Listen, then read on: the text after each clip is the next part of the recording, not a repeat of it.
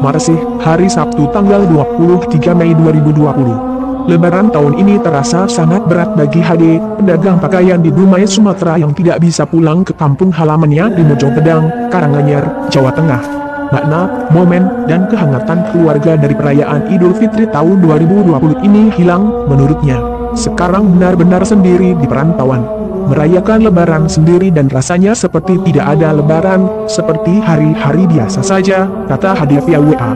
HD melaksanakan salat Idul Fitri bersama tetangga sekitar di komplek kosannya. Setelah itu, HD menghabiskan momen-momen Lebaran dengan bersilaturahmi secara virtual melalui video telepon dengan istrinya, anak-anaknya, dan keluarganya di Mojokedang. Ini pengalaman pertama karena tahun sebelumnya pasti pulang kampung dan bareng keluarga salat Idul Fitri di lapangan, lalu silaturahmi ke rumah keluarganya di kampung.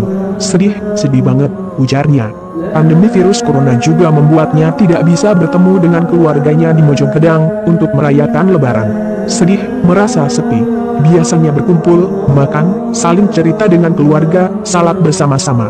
Sekarang kegiatannya seperti biasa saja di tempat kosannya. Tidak ada perbedaan, seperti tidak merasakan Lebaran, benar-benar sendiri, di perantauan sendiri, ujarnya. Pemerintah memutuskan melarang masyarakat melakukan salat Idul Fitri di masjid ataupun lapangan secara bersama-sama di ruang publik. Adapun, Majelis Ulama Indonesia, MUI, mengeluarkan fatwa yang memperbolehkan salat Idul Fitri di lapangan dan masjid. Syaratnya, sholat itu dilakukan di kawasan terkendali atau yang bebas COVID-19. Sholat Idul Fitri, menurut MUI, juga boleh dilaksanakan di rumah secara berjamaah, bersama anggota keluarga atau secara sendiri, munfarid, jika umat berada di kawasan penyebaran COVID-19 yang belum terkendali. Pemerintah larang sholat Idul Fitri di lapangan. Presiden Joko Widodo melalui akun Instagramnya juga turut merasakan beratnya beban yang dihadapi masyarakat dalam merayakan Lebaran.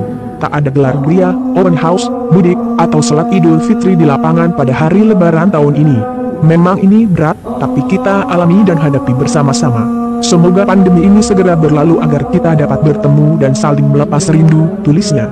Pemerintah melarang pelaksanaan salat Id secara bersama-sama di masjid ataupun lapangan, dengan merujuk Peraturan Menteri Kesehatan Nomor 9/2020 tentang Pedoman Pembatasan Sosial Berskala Besar, PSBB, dan Undang-Undang Nomor 6/2018 tentang Kekarantinaan Wilayah. DPD LDII Karanganyar meminta warga LDII mematuhi larangan pemerintah tersebut. Namun, jamaah di zona hijau sekitar komplek masjid dipersilakan melaksanakan salat Idul Fitri berjamaah di masjid jika warganya bebas dari virus corona. Seperti 22 masjid di lingkungan LDII PC Matesih adalah salah satunya melaksanakan sholat Idul Fitri di masjid dengan tetap melaksanakan protokol kesehatan. Dari pemantauan LDII TV Matesih, ratusan jemaah melaksanakan sholat Idul Fitri berjamaah sejak pukul 6 WIB.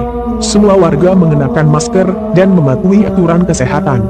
Seperti Masjid LDII Sidomulyo, Masjid Baitul Kudus Sidodadi, Masjid Bodagan, Karangbangun, Masjid Banjarsari, Masjid Jaini Kerajaan, Masjid Baitul Izzah Mendalan, Masjid Al-Hidayah Pondok Pesantren Al-Hidayah Ganuman, Koripan dan lain-lain. Masing-masing pengurus masjid telah menekankan kepada jamaah untuk menaati aturan kesehatan, yaitu mengenakan masker, membawa sajadah sendiri, tidak berjabat tangan, dan tidak melakukan komunikasi yang berlebihan dengan sesama jamaah. Saling menjaga diri. Nanti kita umumkan kalau jamaah tidak bawa masker atau sajadah, kita imbau untuk pulang. Kita saling menghormati, ujar pengurus LDII Matesih tersebut. Ya, memang kita harus prihatin, mungkin Lebaran saat ini tidak sama dengan Lebaran-Lebaran sebelumnya. Karena sebelumnya tidak ada wabah, tidak ada pandemi COVID-19 ini. Jadi kita bebas sholat di luar ya. Itu lebih afdal, kan kita juga karena musim pandemi ini, kita menghindari mudarat yang lebih besar. Dan kita juga punya pemimpin yang wajib kita patuh, ujarnya. Jumlah kasus COVID-19 di Indonesia masih terus bertambah. Gugus Tugas Percepatan Penanganan COVID-19, Sabtu, 23/05, mengumumkan 949 kasus baru sehingga total menjadi 21.745 kasus. Dari jumlah tersebut, sebanyak 1.351 pasien meninggal dunia. Sedangkan, jumlah pasien yang dinyatakan sembuh dan diperbolehkan pulang sebanyak 5.249 orang. Ketua Pelaksana Gugus Tugas Percepatan Penanganan COVID-19 bekerja sama dengan TNI Polri untuk memantau dan mengawasi masjid-masjid yang melaksanakan sholat Idul Fitri dalam menjalankan protokol kesehatan. Di sisi lain, MUI tidak melarang umat muslim untuk menyelenggarakan sholat Idul Fitri berjemaah di masjid atau lapangan. Namun MUI memberikan sejumlah catatan. Untuk pelaksanaan sholat Idul Fitri bisa kondisional. Apabila diselenggarakan di masjid atau di musala, maka perlu ada satu keseriusan untuk menegakkan disiplin protokol COVID-19, kata Sekretaris LDII Matesi, Edi Sarwono, SPD. Kami mengimbau, di satu sisi kita bisa menegakkan syiar Islam, tapi di satu sisi kita tetap menjaga diri dari bahaya penyebaran COVID, karena itu juga bagian dari ajaran agama, tuturnya. Sebelumnya pemerintah Kabupaten Karanganyar mengizinkan pelaksanaan sholat Idul Fitri berjemaah di alun-alun Karanganyar. Namun, Bapak Bupati mencabut surat izin tersebut karena ada teguran dari Bapak Gubernur Jawa Tengah. Gubernur Jawa Tengah, Ganjar Pranowo, menyesalkan keputusan Bupati Karanganyar, Juliatmono, yang izinkan warganya menggelar salat Idul Fitri di lapangan, masjid, maupun musala. Keputusan Juliatmono tersebut bertentangan dengan anjuran pemerintah pusat untuk salat Idul Fitri di rumah. Ia pun meminta Bupati Juliatmono meninjau kembali keputusannya dan mengikuti anjuran pemerintah pusat untuk menggelar salat Idul Fitri di rumah. Pelarangan kegiatan di ruang publik yang melibatkan banyak orang, seperti salat Idul Fitri, berpotensi besar meningkatkan penyebaran virus corona. Untuk tahun 2020 ini LDII Matesi tidak melaksanakan salat Idul Fitri di lapangan Koripan, seperti biasanya untuk mematuhi anjuran pemerintah dan untuk menghindari penyebaran virus corona, kata Suwanto, SPD Ketua PCLDII Matesi.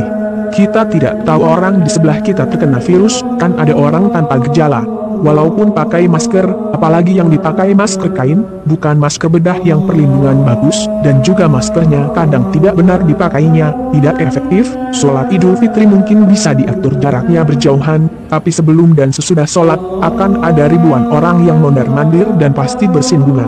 Disitulah penyebaran berpotensi terjadi, katanya. Jika yang tertular adalah mereka yang masih muda dan memiliki imun kuat, mungkin tidak akan bermasalah. Namun, ketika virus itu menempel di baju lalu dibawa pulang ke rumah atau bersilaturahmi dengan keluarga yang berusia lanjut atau memiliki penyakit dasar maka akan berbahaya. Proses dia berjalan, bertemu banyak orang, tidak pakai masker dengan benar, atau ada yang bersin, batuk, dan berbicara, lalu virus terhirup atau menempel ke baju yang bisa bertahan lama, dibawa ke rumah lalu menularkan ke orang tua yang selama ini melakukan isolasi mandiri. Itu yang ditakutkan. Maka kita mengalihkan kegiatan salat Idul Fitri di masjid masing-masing, dengan melengkapi sarana pencegahan virus corona, penyediaan tempat cuci tangan dan disinfektan dan lain. Pungkasnya, demikian reportase LDII TV. Matesi.